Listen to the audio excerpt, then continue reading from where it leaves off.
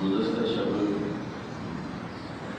21ویں پارے کے پاؤ سے لے کر 22ویں پارے کے نصف تک تلاوت کیا گیا نماز سورہ لقمان سے تلاوت کا آغاز ہوا تھا۔ سورہ لقمان ایک اللہ کے نیک بندے کے نام پر، ان کا نام لقمان تھا، ان کے نام پر اس سورت کا نام رکھا گیا۔ رب کریم جل وعلا نے اس میں ان لوگوں کا ذکر کیا ہے جو رسول اللہ صلی اللہ علیہ وسلم کی دعوت کو فیل کرنا چاہتے تھے، ناکام بنانا چاہتے تھے۔ جب رسول اللہ صلی اللہ علیہ وسلم نے توحید کے چراغ جلائے اور آپ کی دعوت توحید و رسالت کامیاب ہونے لگی تو مکہ کے مشرکین آپ کو جادوگر کہنے لگے، کوئی آپ کو مجنون کہنے لگے، کوئی آپ کو مختلف طرح سے تعمیر تشریح کرنے لگے۔ تو نضر بن حارث کے نام سے ایک مشرک تھا، اس نے لوگوں کو بلایا اور کہا کہ سنو، جن تم اس کو مجنون کہتے ہو، جادوگر کہتے ہو اور بہت ساری تہمتیں اس پر کرتے ہو، تم تھوڑا سا ٹائم مجھے دو، میں اس کا علاج کرتا ہوں، اس دعوت کو ناکام بناتا ہوں۔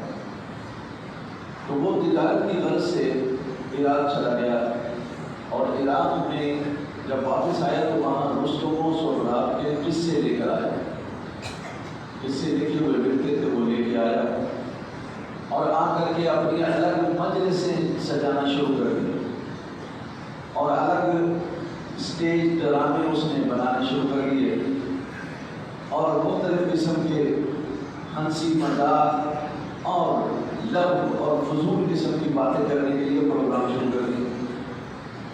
اس کے لیے اللہ تبارک و تعالیٰ نے فرمایا وَمِنَ النَّاسِ مَن يَشْتَرِي اللَّهْوَ الْحَدِيثَ لِيُضِلَّ عَن سَبِيلِ اللَّهِ۔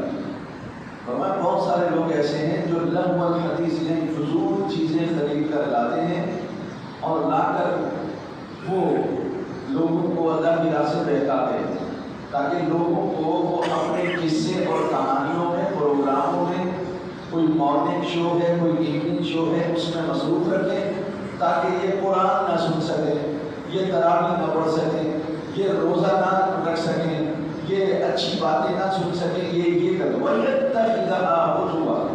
اب یہ چاہتے ہیں کہ دین کو کھیل مذاق بنا دیا جائے، بلکہ مومن کی زندگی کو کھیل اور جو ہے وہ مذاق بنا دیا جائے۔ تو یہ یاد رکھیے یہ کام مشرکین نے کیا تھا۔ اب اس لغو الحدیث ہر وہ فضول کام جو دین سے ہمیں روکے وہ لغو الحدیث ہے۔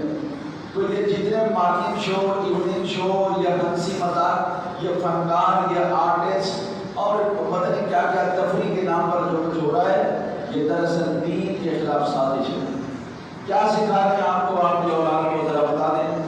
لیکن آگے وہ بات ہے کہ یہ ہم نے سیکھا ہے جناب اس سے، آپ کی اولاد کو آپ کو گمراہ کرنے کے لیے یہ کام کیے جا رہے ہیں۔ مغربی تہذیب کو پروموٹ کیا جا رہا ہے، بے پردگی کو رواج دیا جا رہا ہے اور آپ کی شرم اور حیا کے پردے چاک کیے جا رہے ہیں۔ اور کیا کیا جا رہا ہے؟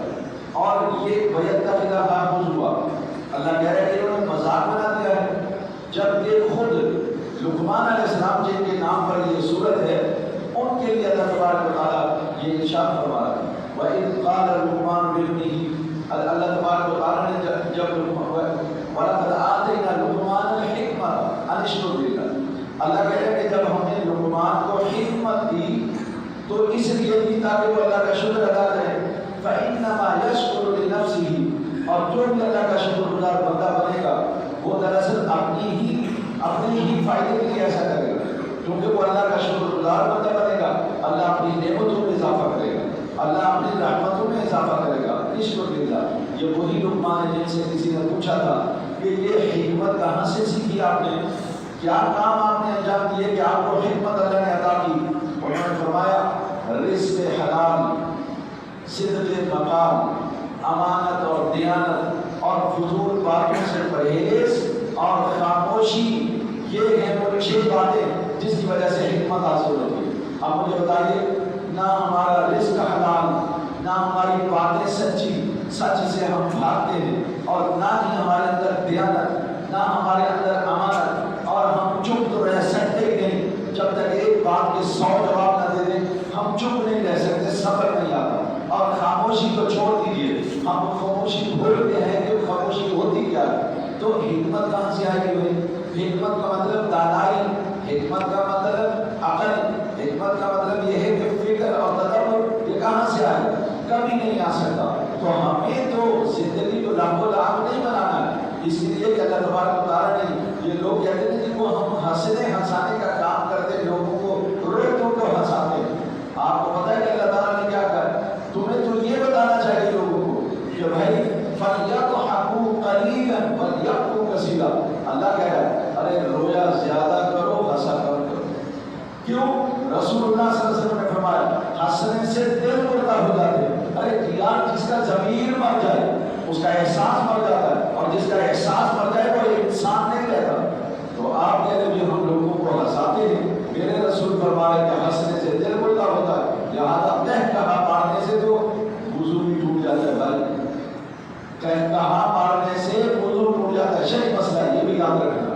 جس نے ہاں کر کے اونچی آواز نکالی اور کہا مار کے ہنسا، اس کا وضو ٹوٹ جائے گا. اس لیے کہ جب انسان کہا مارتا ہے وہ غفلت کا شکار ہو جاتا ہے. پھر اسے یاد نہیں رہتا کہ ہوا بھی ہو سکتا ہے خارج ہو گئی ہو. یہ جو لوگ جانور پالتے ہیں ان کو یہ مسئلہ بڑی اچھی طرح سے معلوم ہے کہ جانور جب کبھی کھانسی کرتا ہے تو اس کے ساتھ اس کے کیا معاملہ ہوتا ہے. تو اس لیے ہمیں رونا زیادہ چاہیے. اور مومن ہمیشہ سنجیدہ ہوتا ہے، غور و فکر میں رہتا ہے. اس کو ہنسنے کا موقع ہی نہیں ملتا، وہ اپنی فکر میں رہتا ہے، آخرت کی فکر میں رہتا ہے. تو اس لیے خدا سے مانگا کریں یار کی فکر کے اندر رہنا. یہ کام ہوتا ہے عاشقوں کا. جو عاشق ہوتے ہیں اللہ کے رسول کے، وہ تو یار کی فکر میں رہتے. بھائی انہیں ہنسنے ہنسانے سے کیا لینا دینا ہے. تو اس لیے ان برے کاموں میں نہیں پڑنا. اور یہی لقمان علیہ السلام انہوں نے اپنے بیٹے کو بھی نصیحت کی. فرمایا یا بنیا اقم الصلاۃ، اے میرے بیٹے نماز قائم کرو اور زکوٰۃ ادا کرو، اللہ رسول کی اطاعت کرو. کبھی یہ کام آپ بھی تو کر کے دیکھیں، اپنے اولاد کو بتائیے او بیٹا نماز پڑھا کر، زکوٰۃ دیا کر، اللہ اور رسول کی بات مانا کر. پھر ساتھ میں یہ بھی وَلَا تُصَعِّرْ خَدَّكَ لِلنَّاسِ وَلَا تَمْشِ فِي الْأَرْضِ مَرَحًا إِنَّ اللَّهَ لَا يُحِبُّ مَنْ كَانَ مُخْتَالًا فَخُورًا. لقمان علیہ السلام نے اپنے بیٹے سے کہا اپنی گالی جو ہے وہ تکبر اور غرور اور غصے اور غضب میں بڑھا کے نہیں رکھا کر. آنکھیں تیری پھٹی ہوئی ہوں، گال تیرے پھولے ہوئے ہوں، وہ تو اپنا تکبر بتا رہا. تیری دولت اور تیرا مال اور تیری طاقت، ولا تصعر خدک، تیری گالی پھولی ہوئی نہیں ہونی چاہیے، تیری آنکھیں پھٹی ہوئی نہیں چاہیے. ولا تمشي في الارض مرحا، اور زمین میں عاجزی سے چلنا، اکڑ کے نہیں چلنا، زمین میں اکڑ کے نہیں چلنا. کیوں؟ اللہ تبارک و تعالیٰ شیخی گھوڑے کو پسند نہیں کرتا. یہ شیخیاں بخیرنے کی ضرورت نہیں، یہ زندگی ختم ہو جانے والی ہے. ایک دفعہ تیری ہوا نکل گئی تو پھر ہمیشہ کے اپنوں مٹی کے نیچے دفن کر دیا جائے گا. ذرا سے ہلنے کا موقع تجھے نہیں دیا جائے گا. کائے کے لیے کوئی اتراتا ہے بھائی، کائے کے لیے شیخیاں مارتا ہے، کائے کی شیخی ہے تیری، سارا یہی پڑا رہ جائے گا اور تم چلا جائے گا اللہ کے پاس. ولا تصعر خدك للناس ولا تمشي في الارض مرحا ان الله لا يحب من كان مختالا فخورا واقصد في مشيك واغضض من صوتك ان انكر الاصوات لصوت الحمير. اپنی چال کے اندر میں نرمی اختیار کر، اپنی چال سے یہ نہ بتا کہ بھائی میں کوئی بڑا ظلم خان ہوں. واقصد في مشيك، میں نرمی اختیار کر، عاجزی اختیار کر. اور یاد رکھ اپنے آواز کو واغضض من صوتك، یہ آواز بھی پست رہنی چاہیے. چیخ چیخ کر، بلند آواز سے بول کر دنیا کو یہ دھان بٹھانے کی کوشش نہ کر، کسی کو ڈرانے کی کوشش نہ کر. ان انکر الاصوات لصوت الحمیر، سب سے ناپسندیدہ اور بلند آواز گدھے کی ہے.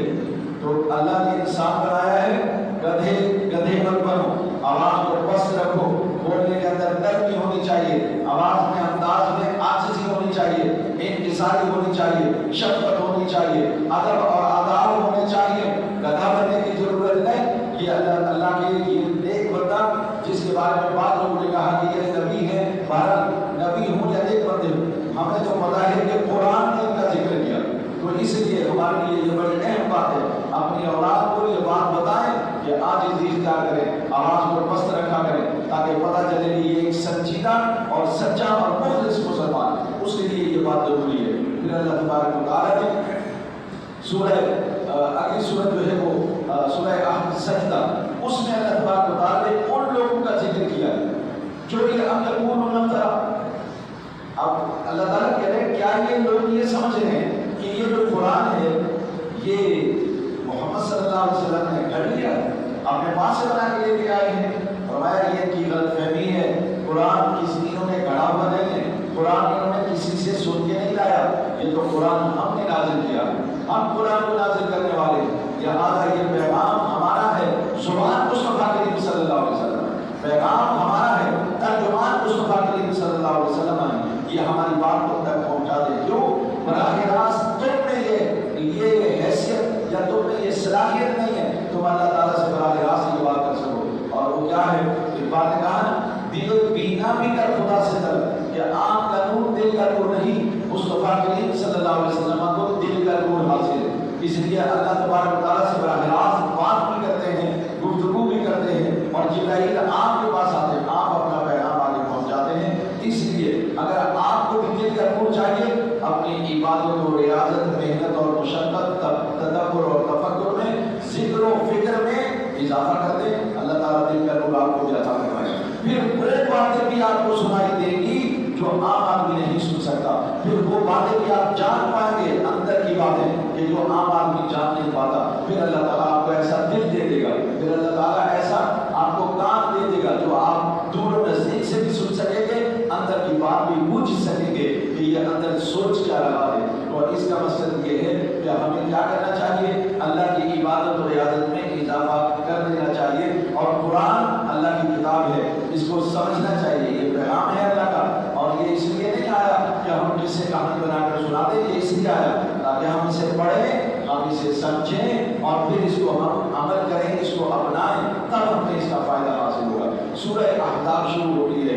سورہ احزاب ویسے تو یہ جنگ خندق کے بارے میں، کیونکہ بہت سارے لشکر اندرونی بھی بیرونی بھی مل کر حملہ کر دیا مدینہ پر، تو اس کا نام احزاب رکھا گیا، حزب کے معنی گروہ، تو بہت سارے گروہ جمع ہو گئے تھے مسلمانوں کے خلاف، اسی کو جنگ خندق بھی کہا جاتا ہے، کیونکہ سلمان فارسی رضی اللہ تعالیٰ عنہ جو مشورے تھے رسول اللہ صلی اللہ علیہ وسلم نے خندق بھی کھودی جو مدینہ کے پاس، اس کے آثار موجود ہیں، لوگوں کو معلوم ہے کہ یہاں پر خندق تھی۔ تو اس طرح سے یہ سورہ احزاب نازل ہوئی، تو اللہ تبارک و تعالیٰ نے سورہ احزاب میں لوگوں کو یہ پیغام دیا ہے، ما جعل اللہ لرجل من قلبین فی جوفہ وما جعل ازواجکم اللاتí تظاہرون منہن امہاتکم۔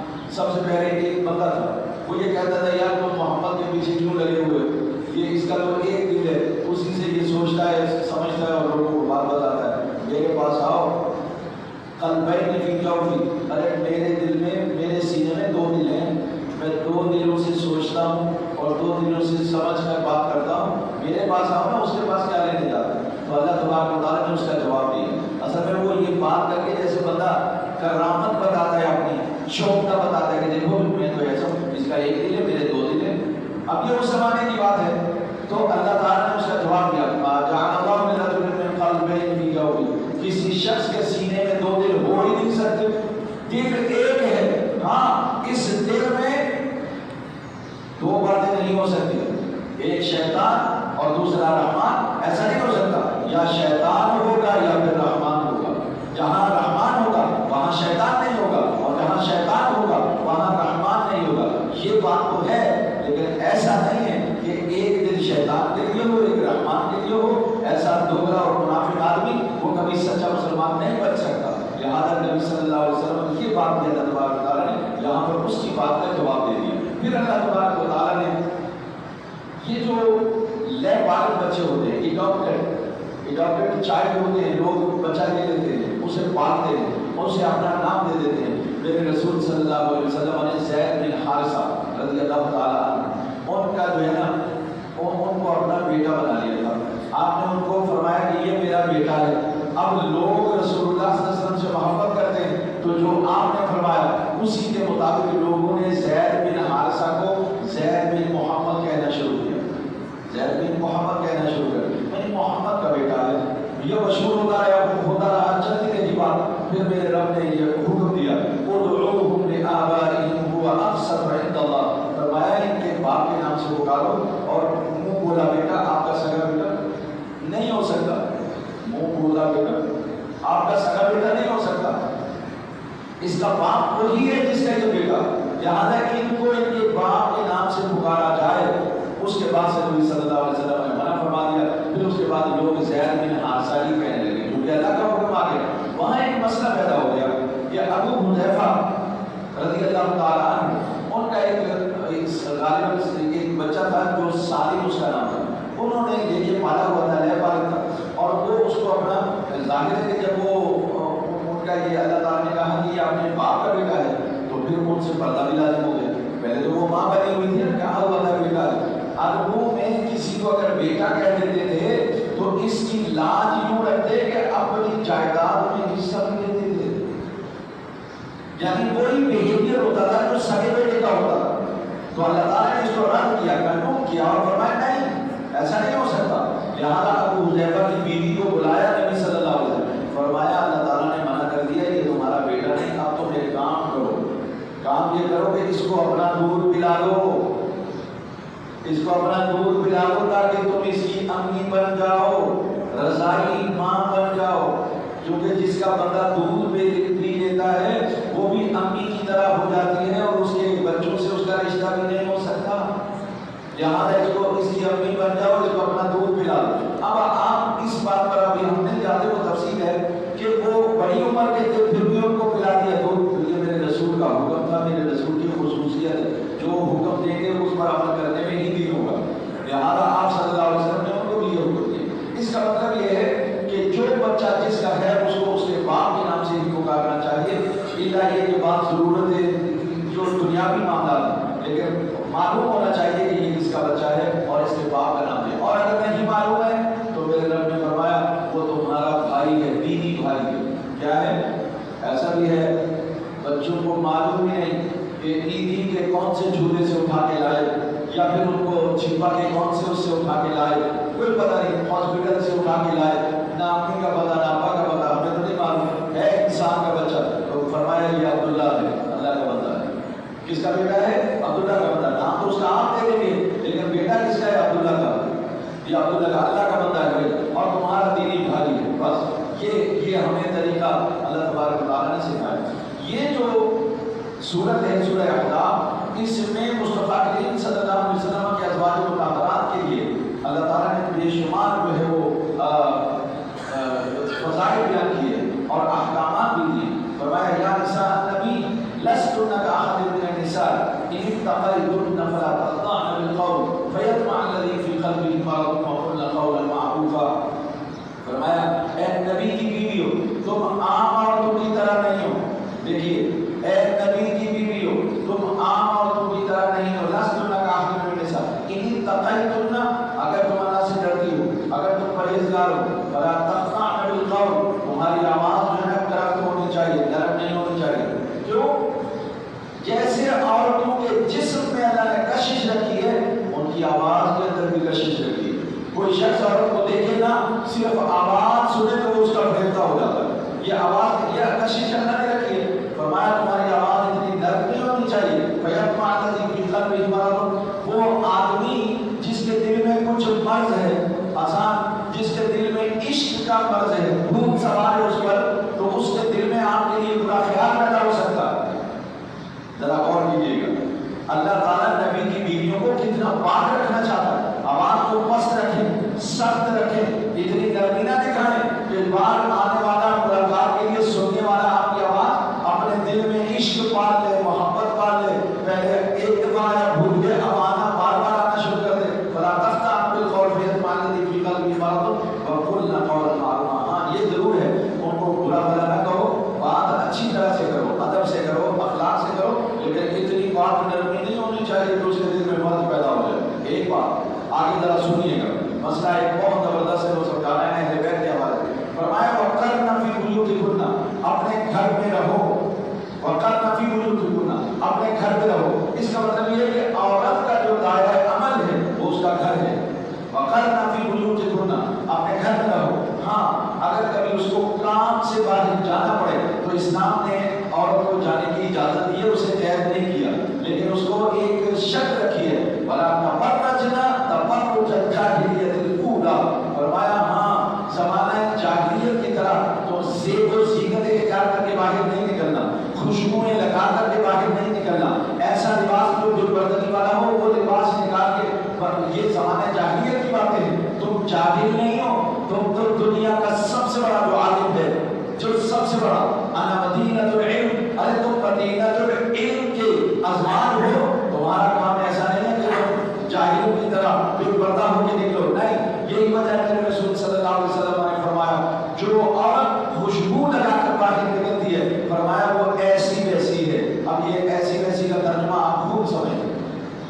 عورت خوشبو لگا کے باہر نکلے تو وہ ایسی ویسی ہے، اور جو خوشبو لگانے کے ساتھ دعوت نظارہ بھی دے رکھی ہو، پردہ نہ کیا ہو، اس کو آپ کیا کہیں؟ یہ اس لیے اللہ تعالیٰ اپنے نبی کی بیویوں کو یہ بات کر رہا ہے. اگر نبی کے حرم کے لیے یہ حکم ہے تو امتی کے حرم کے لیے کیا حکم ہوگا بھائی؟ امتی کے حرم کے لیے تو اس سے زیادہ عمل کرنا ضروری ہے. وہاں تو فرشتے محافظ، اللہ محافظ، ہمیں تو یہ پروٹیکشن حاصل نہیں ہے جب تک کہ ہم اللہ کی رحمت میں نہ آ جائیں، جب تک کہ ہم اس کی اطاعت میں نہ آ جائیں، جب تک کہ ہم اس کی فرما برداری نہ آ جائیں. تو فرمایا ولا تبرجنا تبرج الجاہلیۃ الاولیٰ، ہاں ایسا زمانہ جاہلیت کی طرح باہر مت نکلنا، اور وَأَقِمْنَا الصَّلَاةَ، نماز قائم کرنا، وَآتِينَا الزَّکَاةَ، اور زکات دیتی رہنا، وَأَطِعْنَا اللَّهَ وَرَسُولَهُ، اور اللہ اور رسول کی اطاعت کرتی رہنا. یہ صفات دیکھ لیں. اللہ نبی کی بیویوں سے کہہ رہا ہے نماز پڑھتے رہنا، زکات دیتے رہنا، اللہ اور رسول کی اطاعت کرنا. جا کے آج یہ پیغام اپنے گھر میں سنانا کہ اللہ نے تم سے کہا ہے گھر میں رہو، بے پردگی نہ کرو، خوشبوئیں لگا کر باہر نہ نکلو، اور اللہ نے یہ بھی کہا ہے کہ بھائی نماز پڑھا کرو، زکات دیا کرو، اللہ اور رسول کی اطاعت کیا کرو. یہ بات تمہیں کہا ہے. اور کیوں کہا ہے یہ بات سنو. کہاں اللہ یہ چاہتا ہے اے نبی کے حرم، اللہ چاہتا ہے انما یرید اللہ لیذھب عنکم الرجس اہل البیت ویطہرکم تطہیرا.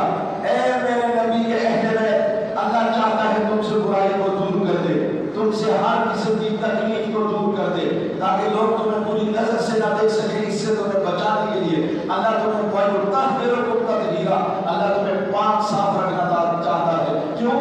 جیسے میرا نبی لوگوں کے لیے نمونہ ہے، تم امت کی ماؤں، بیٹیوں، بہنوں اور بہوؤں کے لیے میں نے تمہیں نمونہ بنا دیا. لہٰذا تمہارا پاک ہونا یہ بہت ضروری ہے. اب یہاں سنو، قرآن کی یہ آیت اعلان کر رہی ہے کہ نبی کی بیویاں اہل بیت ہیں. یہ ساری آیات مسلسل احزاب کی آیات ہیں، پڑھیے. نبی کی بیویاں اہل بیت نص قرآن سے یہ ثابت ہے. لیکن بعض جہلا جن کے دل میں مرض ہے وہ نبی کی بیویوں کو اہل بیت میں شامل نہیں کرتے، حالانکہ جن کو وہ اہل بیت کہتے ہیں قرآن میں ان کا ذکر نہیں ہے. قرآن میں ان کا ذکر نہیں، قرآن میں ان کا ذکر نہیں. وہ کہتے ہیں اہل بیت 5 ہیں، محمد، علی، فاطمہ، حسن، حسین. ان کا ذکر قرآن میں نہیں ہے. یہ سورہ احزاب میں پڑھیے اس کو. ہاں ان کا ذکر حدیث میں ہے. جب وہ کیسے کہ نبی صلی اللہ علیہ وسلم کو یہ تو قرآن نے بتایا کہ یہ اہل بیت ہیں آپ کے، آپ کو تو معلوم تھا، قرآن نے ذکر کر دیا تو اللہ کے سامنے دعا کی اور چادر ڈال کر فرمایا، حدیث قصہ فرمایا اے اللہ یہ تو میرے اہل بیت ہیں ہی ہیں، یہ علی ہے، یہ فاطمہ، یہ حسن حسین ہے، اللہ گزارش ہے کہ ان کو بھی میرا اہل بیت بنا دے. وہ تو قرآن سے ثابت ہے. یہاں اللہ سے درخواست کی جا رہی ہے اللہم ہؤلاء اہل بیتی، اے اللہ کو جو تم نے بنا دیا ہے تو ان کو بھی میرے اہل خانہ میں شامل کر لے. یہاں ان کے لیے دعا کی ہے نبی صلی اللہ علیہ وسلم نے. ہم اس کے منکر نہیں، ہم کہتے ہیں دعا کی ہے. تو یار بات یہ ہے جن کے لیے دعا کی انہیں تم کہتے ہو یہ اہل بیت ہے، اور جن کے لیے قرآن نازل ہو گیا ان کے لیے کہتے ہو یہ اہل بیت نہیں ہے. ذرا عقل کا بات نہ کیا جائے تمہارا. جہالت کی بھی کوئی انتہا ہوتی ہے.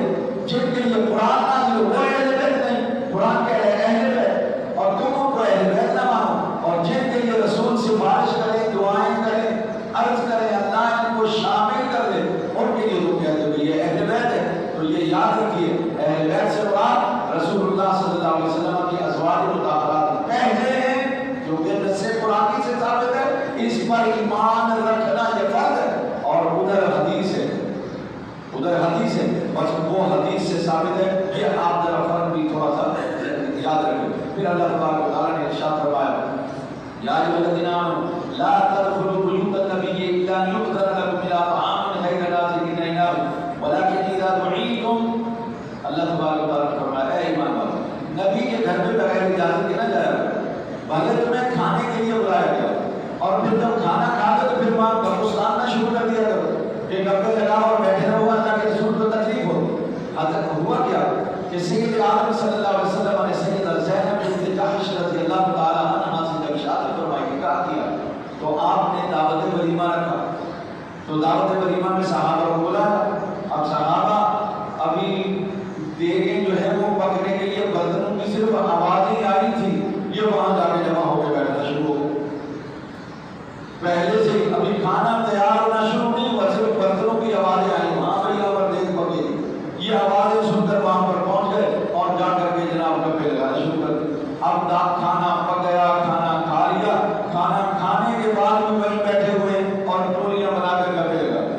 اور نبی صلی اللہ علیہ وسلم پریشان ہو رہے تھے. اب آپ ہیں رحمت للعالمین, اندازہ کیجیے شرم اور حیا یہ ہوتا ہے. آپ کبھی ادھر جا رہے ہیں کبھی ادھر جا رہے ہیں کہ شاید ان کو کوئی احساس ہو جائے میری تنگی کا, مجھے پتا جن کو پتا چل جائے کہ یار یہ مجھے پسند نہیں آ رہا ہے. تم چاہو کہنا بھی نہیں چاہ رہے کہ نبی کی شان نہیں ہے کہ کہیں کہ چلے جاؤ. اللہ نے یہ آیت نازل فرمائی, فرمایا تمہیں دعوت میں بلا دیا ہے تو بابا دعوت کھا لیے جاؤ, اپنے گھر جا کے کر لگاؤ, اپنے گھر جا کے باقی معاملات کرو, جو لوہارا درخانہ کرنا ہے وہاں جا کے کرو. تم ساری دنیا کے معاملات یہیں پر ڈسکس کر رہے ہو. بھائی تمہیں بلایا تھا کھانا کھانے کے لیے, کھانا کھا لیا, جاؤ تشریف لے جاؤ, تاکہ رسول اللہ صلی اللہ علیہ وسلم اور یہ قیامت تک کے لیے سبق دے دیا کہ اہل خانہ کوئی دعوت دے دے تو اس کو اتنا تک نہ کرو کہ آئندہ وہ بلانے کے لیے سوچے کہ یار اس کو بلانے کے لیے بلانا, ایسا تک نہ کرو. کھانا پک جائے تو جاؤ اور جب کھانا کھا لو تو واپس آ جاؤ, بس اتنا سا لگا. بلایا تھا آپ کو چلے گئے, آپ ختم ہو گئی بات. دعوت کا قبول کرنا بھی سنت ہے اور یہ فرض ہے کہ جب کھا لیا تو پھر آ جاؤ. ایسا نہ ہو کہ وہاں پر بیٹھے ہو, لوگوں کو سمیٹنا ہے, اپنے معاملات ہیں, کام ہے, آپ جانتے ہیں اچھی طرح سے جو تقریبات ہوتی ہیں وہاں پر کیا ہوتا ہے. تو یہ اللہ تبارک و تعالیٰ نے نبی پاک صلی اللہ علیہ وسلم کو فرمایا کہ اس سے ان کو تکلیف ہوتی ہے, لہٰذا رسول اللہ صلی اللہ علیہ وسلم کو تکلیف نہیں دے. پھر اللہ تعالیٰ نے فرمایا یا ایھا النبی قل لأزواجک وبناتک ونساء المؤمنین یدنین علیہن من جلابیبہن ذلک ادنی ان یعرفن فلا یؤذین وکان اللہ غفورا رحیما. اے نبی اپنی بیویوں سے فرمائیے اور اپنی بیٹیوں سے فرمائیے, مومنوں کی عورتوں کو بھی یہ بات بتا دیجئے کہ اپنی اوڑھنیاں اوڑھ کر رکھا کریں, بڑی بڑی جلابی, بڑی بڑی چادریں جو تمہارے جسم کو ڈھانپ لیں اور تمہارے چہرے کو بھی آپ کا پورا نہیں تو آدھا چھپا لیں. آدھا اس لیے تاکہ تمہیں رستہ نظر آتا رہے, آنے جانے والے کا پتہ چلتا رہے, بس اتنا سا کھلا رکھنا جس سے راستہ پتہ چلے, آنے جانے والے کا تعارف ہو جائے. ہاں یہ اس لیے تمہیں حکم دیا جا رہا ہے ذالک ادنی ان یعرفن فلا یؤذین, تاکہ لوگ تمہیں پہچان کر تکلیف نہ دے. آج کل گلیوں میں کھڑے ہونے والے لوگ, دکانوں میں رہنے والے لوگ, بازار میں چلنے پھرنے والے لوگ, سب سے برا زمین پر اگر کوئی قطعہ زمین ہے وہ بازار ہے. زمین پر زمین کا سب سے برا اور گندا جو قطعہ ہے وہ بازار ہے, اور سب سے اچھا مسجد ہے. اور مسجد خالی, بازار بھرے ہوئے, مارکیٹیں بھرے ہوئے. رات کو نماز تراویح میں 1.5 صف اور 2 صف, اور جا کے ذرا جو ہے وہ میٹرو امتیاز چلے جائیے, ماشاءاللہ سے گاڑی کھڑی کرنے کی جگہ ہے, روڈ بھرے ہوئے, ٹریفک جام ہو رہا. کیا ہو گیا ہے تمہیں بھائی؟ اللہ تبارک و تعالیٰ یہ فرما رہا ہے کہ آپ ادھر تاکہ یہ پہچانی جائیں گی تو لوگ کو احساس دیں گے یہ فلاں کی بیٹی ہے, فلاں کی بہن ہے, فلاں کی بہو ہے. یہ عادت ہے لوگوں کی. اس لیے فرمایا اپنی بیویوں سے کہو, اپنی بیٹیوں سے کہو, اپنی مومنوں کی عورتوں سے کہو, اپنی چادریں اوڑھ کر رکھا کریں. اور یہ جو آج کل برقع پہنا جاتا ہے یہ تو خیر اس کے حوالے سے درست نہیں ہے. وجہ یہ کہ اس کے اندر زیب و زینت ہے, اس کے اندر جو ہے وہ ایک یوں سمجھے کہ وہ پردہ حاصل نہیں ہوتا جو ایک بڑی کھلی چادر سے حاصل ہوتا.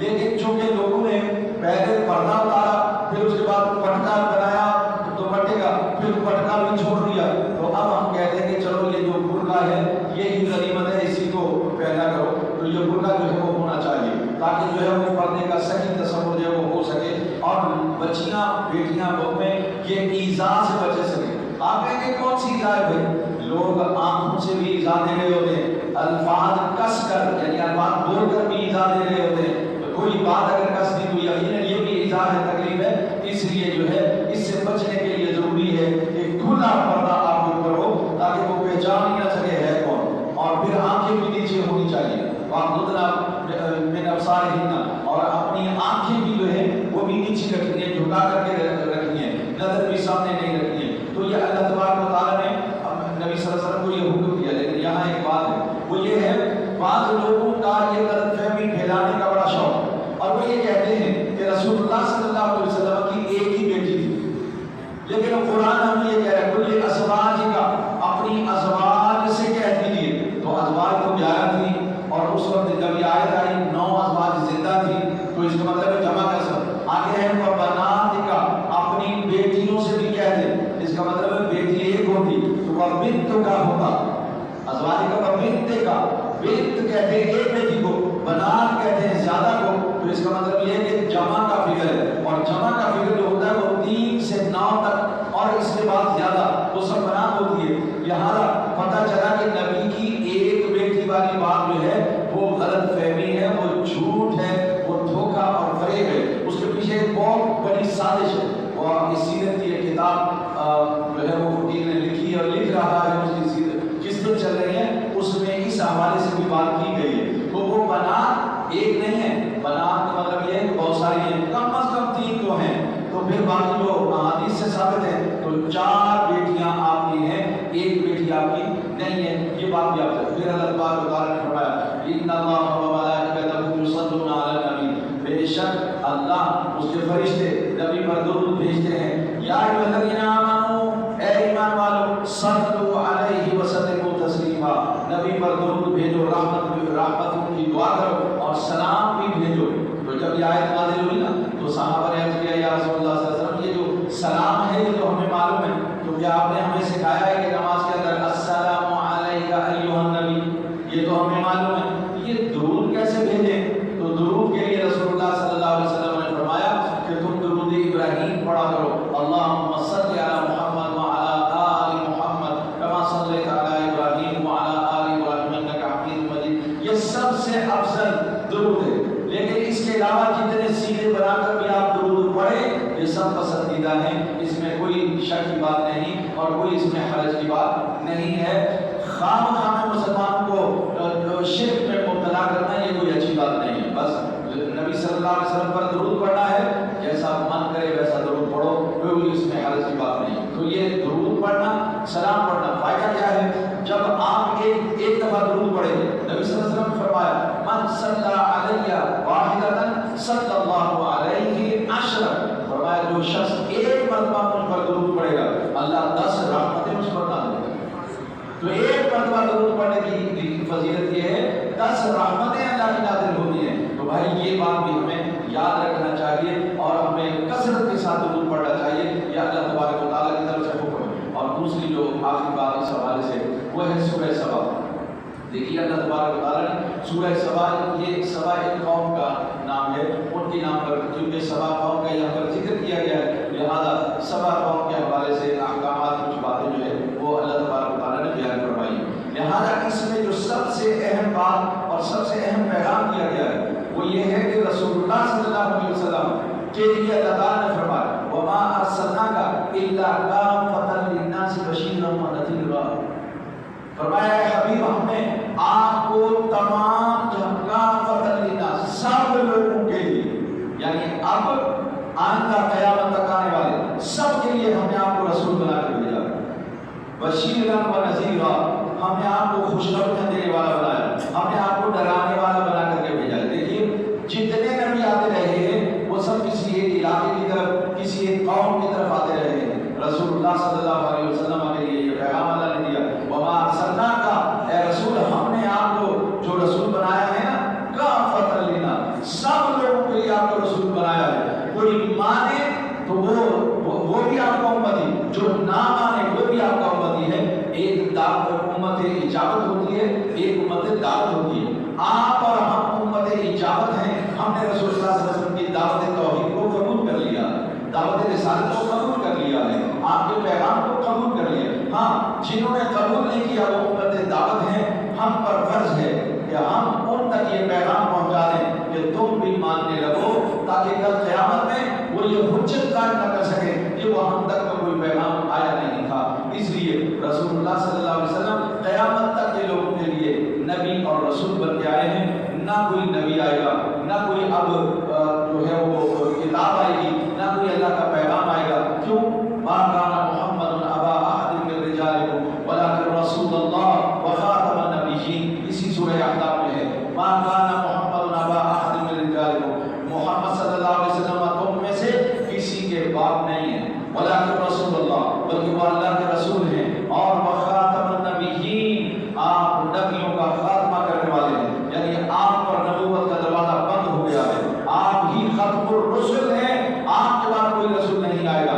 یہ مسلمان کا یہ عقیدہ ہونا چاہیے. جب وہ یہ کہے کہ اللہ ایک ہے، میں گواہی دیتا ہوں اللہ کی ذات میں صفات میں کوئی شریک نہیں ہے، وہ وحدہ لا شریک. ہاں محمد صلی اللہ علیہ وسلم کی میں نبوت کی رسالت کی گواہی دیتا ہوں کہ آپ اللہ کے آخری نبی ہیں، اور پھر آپ کے بعد جو بھی نبوت کا دعویٰ کرے گا، جو بھی نبی بن کے آئے گا، وہ جھوٹا، کذاب اور دجال ہے، اور وہ کبھی بھی نبی نہیں ہو سکتا. یہ بات یاد رکھیے. ایک عالم دین سے کسی نے پوچھا تھا کہ بھائی یہ نبوت جو ہے نبی صلی اللہ علیہ وسلم یہ ایک مقام ہے، مرتبہ ہے، تو جب یہ فضیلت کی بات ہے اسے عام ہونا چاہیے، اسے عام ہونا چاہیے، تو عام کیوں نہیں ہے؟ کیوں نہیں مانتے آپ قادیانی کو نبی؟ تو اس عالم دین نے، میرے ذہن سے نام میں نکل گیا، بلوچستان کے تھے وہ، بہت بڑے، اور پارلیمنٹ میں یہ بات انہوں نے کی تھی، اور اس وقت یہ قادیانیوں کا مسئلہ چل رہا تھا. تو انہوں نے کہا بات یہ ہے 100 روپے کا نوٹ. انہوں نے کہا ہاں. کہا یہ اہمیت رکھتا ہے؟ کہا جی بالکل. تو کہا پھر ایسا ہے کہ میں اس کو اپنے گھر میں مشین لگا لیتا ہوں، اور میں 100 کیونکہ یہ بڑی اہم چیز ہے نا، اور یہ فضیلت والی چیز ہے، اس کو عام کر دینا چاہیے، اس کو عام کر دینا چاہیے. تو جج نے کہا کہ یہ عام آپ کیسے کر سکتے ہیں؟ یہ اختیار تو صرف حکومت کے پاس ہے، حکومت چاہے گی تو کسی کو دے گی، نہیں چاہے گی تو نہیں دے گی. انہوں نے فرمایا ہمارا مسئلہ حل ہو گیا. ہم کہہ رہے ہیں کہ محمد صلی اللہ علیہ وسلم کی نبوت جو ہے یہ فیض آپ کی بڑی عظمت ہے، اس کی اور اس کی اہمیت ہے بڑی، لیکن اس کا اختیار صرف اللہ کے پاس ہے. تو اللہ نے جس کو نبی بنایا وہ نبی ہوگا، اور جس کو آپ نے نبی بنا لیا، کر دیا، وہ نبی نہیں ہو سکتا. ہر آدمی اگر نبی بنانے لگے، ہر آدمی نوٹ بنانے لگے، تو ہم کیا کہتے ہیں؟ جعلی ہے. تو اسی طرح سے ہر آدمی نبی بننے لگے تو ہم کہیں گے یہ جھوٹا ہے، کذاب ہے، دجال ہے. لہذا ہم ہر روز تجدید ایمان کرنا چاہیے، اور یہ یقین رکھنا چاہیے، اپنے بچوں کو بتانا چاہیے ختم نبوت یہ ہمارا ایمان کا حصہ ہے، یہ اصل ہے ایمان، اور یہی دراصل بنیاد ہے ہمارے عقیدے کی، ایمان کی. لہذا اپنے بچوں کو بھی بتایا کریں کہ رسول اللہ صلی اللہ علیہ وسلم اللہ کے آخری نبی ہیں، آخری نبی ہیں، آپ کے بعد کوئی نبی نہیں آئے گا. اللہ سے دعا ہے کہ رب العالمین ہمیں دین کی صحیح سمجھ عطا فرمائے، عمل کی توفیق عطا فرمائے. الحمدللہ رب العالمین والصلاۃ والسلام علی سید الانبیاء والمرسلین وعلی آلہ واصحابہ اجمعین. رب زدنا علما نافعا وعملا مقبولا ولسانا ذاکرا وقلبا خاشعا وایمانا مستقیما ودعاء مستجابا. رب اشرح لي صدری ويسر لي امری واحلل عقدۃ